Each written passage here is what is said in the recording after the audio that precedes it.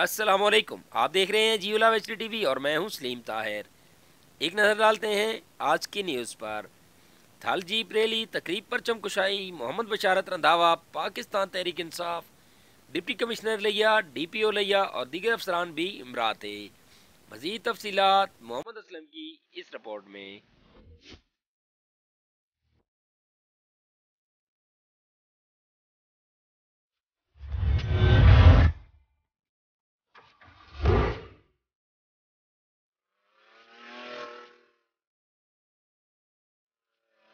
बिल्कुल लिया में पांचवी लिया थल मेला का आगाज हो गया है। डिप्टी कमिश्नर अजफर जिया और DPO लिया सईद नदीम अब्बास ने चुपारा में पांचवी थल जीप रैली के मड पॉइंट के मुकाम पर कौमी परचम लहराकर रंगारंग तकरीबा से इफ्तिताह कर दिया।